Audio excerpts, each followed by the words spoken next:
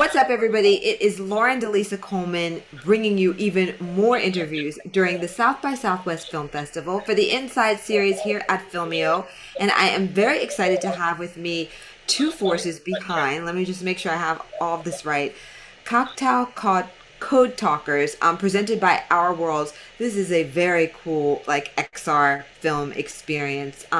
Just like kudos to you guys before we even get started. But I'm so excited for them to talk with you about this because it's not only like emerging tech, but also setting the record straight on some major historical points. It's very, very cool. And I just love the idea of like this question around what do Native Americans have to teach humanity about the metaverse? Like, I mean, I love this coming together. So let's get into it. I have Kilma Latin, who is both the CEO and founder of Our Worlds, which I'm sure presented and was the strength behind all of the XR around this. He's also the exec producer, director, and screenwriter of the project. And then I have as well Dylan Luna, who just joined us, who is the composer and sound designer around this. So I am really glad to have you guys, and it's such a rich experience, and I'm so glad that both of you are here to be able to talk about it because, you know, there's so many different levels. So let's get into it. I guess, Kilma, do you want to kind of kick it off for us by telling us or giving us a synopsis about the Choctaw Code Talkers, and then we can get more into kind of the tech behind it and all of that. Yeah, absolutely. If my voice is a little harsh, it's because we did 10 days down at South by. We actually won the top EdTech startup at the South by EDU competition. Congrats! Thanks. Yeah, with some other amazing companies. And, you know, the South by community was so incredibly supportive. We felt seen, we felt heard, all these wonderful things. And so we've been at it for 10 days. We had 2 panels, 3 competitions. We're still going to wait on the result of 2 more of the competitions, but we won our first one.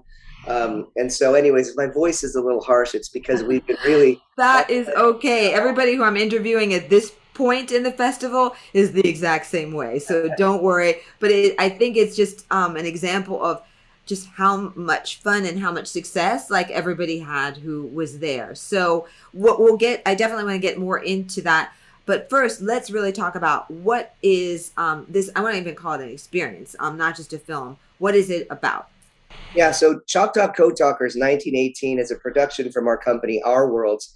It's a VR experience. It's about 4 minutes long. It takes you through a piece of history that is very little known, but really significant. And in fact, people came away knowing something about history that they didn't know before. Everybody, including ourselves, a lot of pretty much all Native Americans who I asked, we all thought that the code talkers were the Navajo from World War II. That was right. That was the misconception, and not to take anything away from the brave Navajo of World War II, who helped end a war with their language, and all the kudos to them. But we found out that the original code talking program began in World War I with the Choctaw during 1918.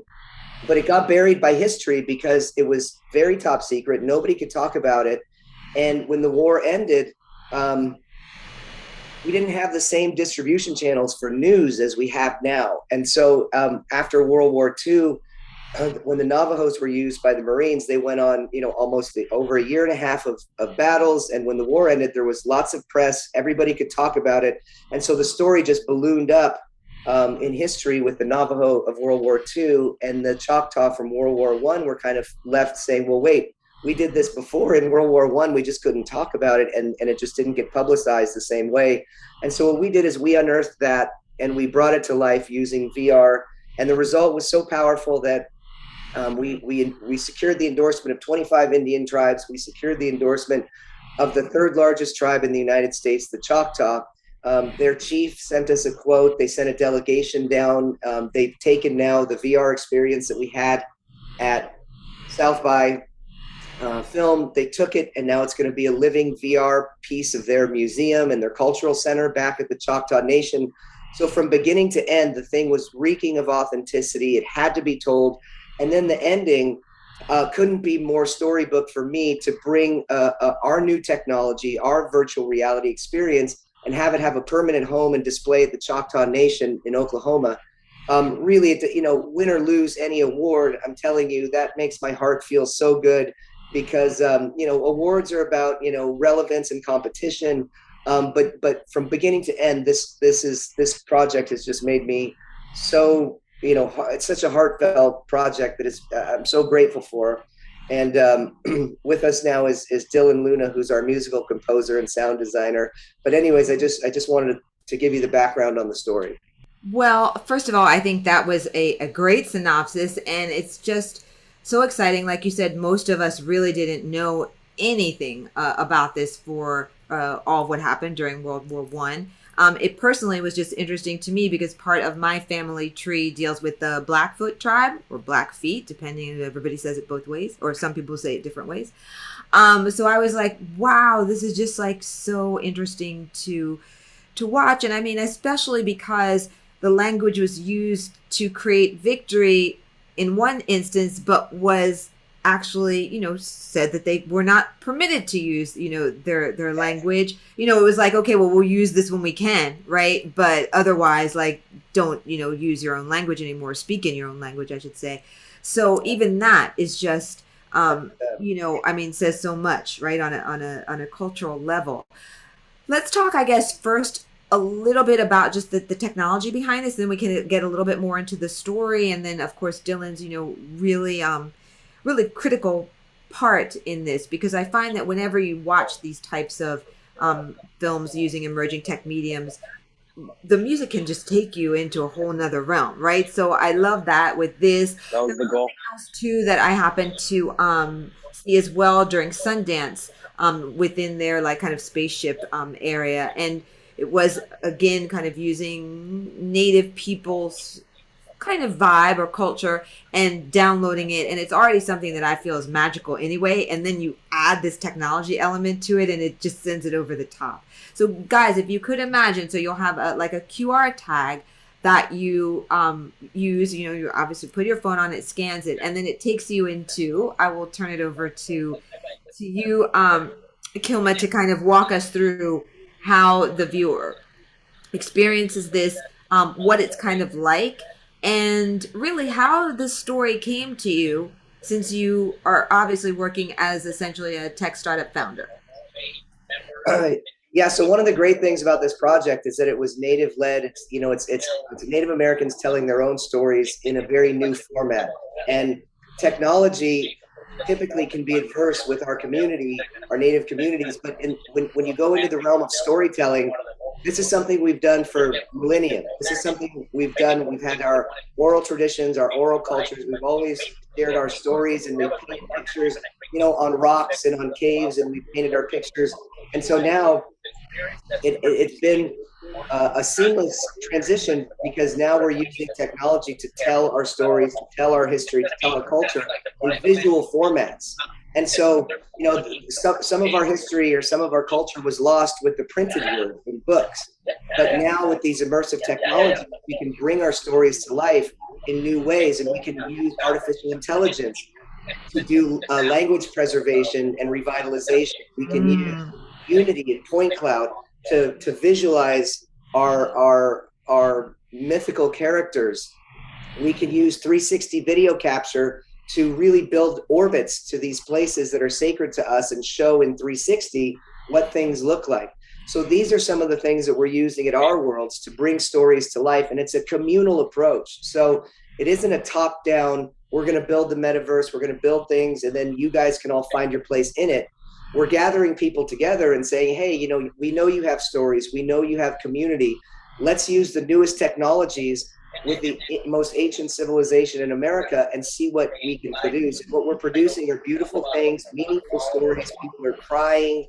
Dylan, who's from the Paula tribe, he gets it. And when he sees his stories and when he hears these stories, he almost has this like genetic connection to the stories, Mm. and he brings the music that so well captures our stories because he's a part of the community and he knows the vibe that these things need to be. And so when you start bringing community into world building, I think you put out a superior product. And we've done that because the metaverse is not a design problem. It's something different. And what that means is when you're designing something, you're kind of solving a human need, or you're designing something for humanity. And so what's more human than a communal approach to telling stories? And so for us, I think we're really building a bridge between different intersecting places that aren't talking, institutions, tech firms, underserved communities. They're all talking at each other from different points. Our worlds is that bridge in the middle that really connects all the pieces together, so that we're seeing the best of emerging technologies, we're seeing the best of culture and civilization, and it's just the results have been fantastic. Love it. So tell me a little bit about your background and I mean, being a startup founder, how you like kind of raise this up from like imagination like we all do, right? Tell me a little bit about that journey. Well, it's interesting because I could not have done this without my design and visualization genius, who's Catherine Ing, who has just been the other half of the visualization. So for me, um, I tried this back in 2015. I tried to bring code to culture, is what I'm calling it, where Mm. I tried doing a mobile hand game experience based on one of our tribal hand games that's been played for hundreds of years, if not thousands of years, here in the southwestern United States. And I put code to culture, and I put that ancient tribal hand game on a mobile experience. And the results technically were not so great. Culturally, it was really important because Native Americans now could experience, learn, and play their game in a new format, and they didn't have to wait weeks to go practice, because this is a communal game, and you have to get at least 8 people together. Well, you could do it with 4, but you want 2 full teams, and you have to. So in the past, you'd have to get everybody together. You'd have to drive. You'd have to meet somewhere and practice the game. By doing it digitally, we were able to make it so the peon players. The game is called peon, and they could play it on a mobile format. But it didn't go so far because it didn't have that really rich design, texture, and context. And so culturally significant, technically kind of a flop. And that sat on the shelf for years. And then I met Catherine Ing, who's an award-winning app developer. She has over 3 million cumulative downloads. She won an MIT hackathon. She just has this real strong visual sense of how to create visuals behind ideas. Mm. So we've been this yin and yang force where it's my ideas and her visualizations, and together we've really built something in our worlds that just captures so much. Love it. So now, Dylan, how did you get connected with Kilma? Yeah, so me and Kilmer are from the same tribe, the Paula tribe, and he's known that I've done some sound and some composing work throughout the years for a number of short films. So he brought me along, and I feel lucky that he did, because this has been an amazing journey. And through the process and everything, and South by Southwest and Comic Con and different other things, it's just, I don't know, I feel really lucky to be here. That's so great. Tell me a little bit about your thought process in creating the music and the sound around this, because as I was saying, you guys, there's a QR tag where your phone will capture it, then you move to an app where you have to set up acceptance of different notifications, and then it kind of takes you into the experience itself for those who haven't been able to see these types of films just yet. I know many have, but many haven't. And as I said, and then of course you're moving your phone around so that you can have a 360 experience. And as I said before, I think the sound is really critical. I know a lot of times people have said that sound is an additional character within a film. And I think particularly with these types of, emerging tech projects, because it sets the tone, because the sound is it's just very critical when you are looking at something that's 360 and in another time and space. The color and the sound has always like just either makes it or breaks it, right? And I feel like for this it's Yeah. very magical and kind of moves you through the different like kind of scenes. How did you kind of think this through? Or did you sit with Kilma and a lot of different like decks, or different images? How did you kind of decide what you were going to do? What was that creative process like? A little bit of everything, actually. It was a lot of back and forth with ideas with Kilma and Catherine, and whether it was images or video or just, an idea. I would try to do work or build work upon that. And it was just like anything with that kind of work. It was just a lot of time and a lot of like starting over. And I thought I had something, but it didn't really work out. So I start again, and that really worked. And it's just just a process like anything else. Right, right. I think I'm sure like the part of this process involved many, many storyboards because it just, you can see the work and the love around this. So what do you guys hope that people take away most from this film? I think aside from the historical kind of point, which is obvious and very easily grasped, right? But there's so much more to this, right? So I would love to know from each of you, what do you kind of think jumps out most, or what kind of insight you would love people to take from this, whether it be from the tech point of view or the culture point of view, or both really integrated? Kilma, I'll let you go first. Okay, great. Yeah, I want people to see the best of human contributions. I want people to see it in a beautiful way. If we're talking about designing digital futures, I think back to the Renaissance. I think back to churches. I think back on humanity when when humans have built beautiful things, it evokes emotion. When you build a big, beautiful church, you feel connected. When you do beautiful artwork from the Renaissance, you are connecting people to new things. It's not different from what we're doing in technology. When we're designing and building beautiful pieces of technology, we want to evoke emotions. We've made people cry with our work. I mean, it's so humbling. And it's such an honor to be the company that's bringing these emotional pieces of visualizations and these powerful stories to people. And so for me, it is much deeper. It's not just a movie. It's not just a historical piece. While important though it is, it's important for us because we're going to be remembered for our digital legacy. In 100, 200, 500 years, people are going to look back and say, how were they designing their future? How were they using the tools of their day to build things and to do things? And what did it look like?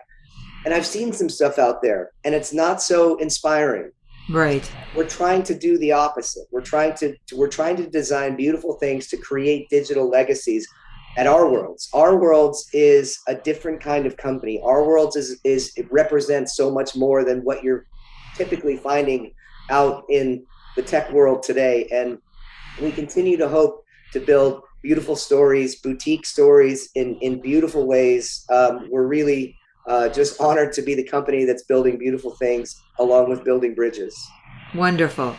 And for you, Dylan, top takeaway for viewers?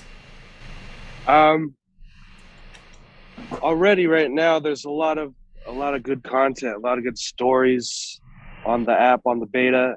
And again, with the sound and the music, I tried to keep it kind of like in the background. I wanted to elevate the stories and the content and the different things in the app, because I think that those stories should be told as boldly as possible. And right now, I'm proud to help elevate the various stories that are on the app right now. And yeah, I can't wait what's in store for the future. I'm excited for it. I'm excited for you guys too. I think this is really great work. But people look at this and the experience is not that long in relationship to how much time it takes to create this. I mean, just like maybe final question to you, Kilma, what was the craziest like tech hurdle you had to get over for this? Because it's not like you just put something together, a few codes, and it's perfect and it runs just right? It's never like that. So do you feel open to sharing with us like your most downhearted moment while you were creating this? Because I know there had to be some. Well, this is the perfect question and is the question for our CTO, Catherine Ng, but I was involved heavily in the process.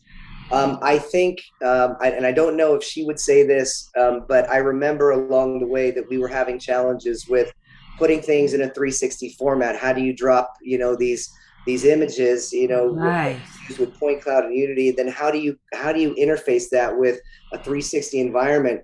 And I remember, you kind of have some choices to make, and we had some technical solutions instead of having things, kind of burned into the background where no matter where you looked, things kind of stayed static. We were able to kind of do an overlay, almost like and again, forgive me for not having the technical, No, it's okay.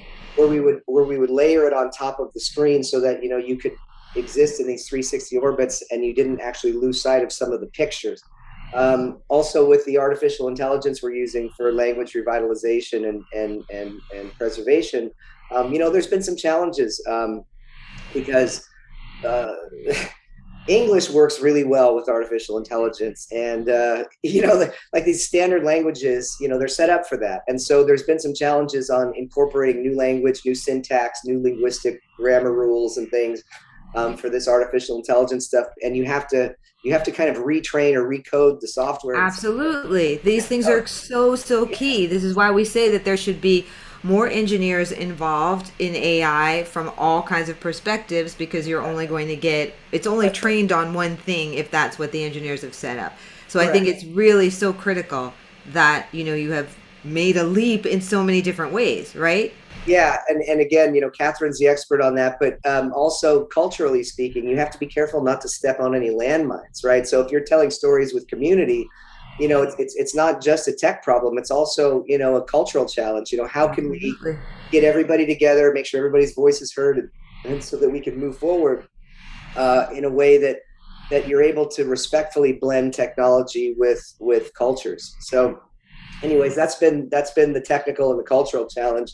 Dylan, I know that you had some musical stuff.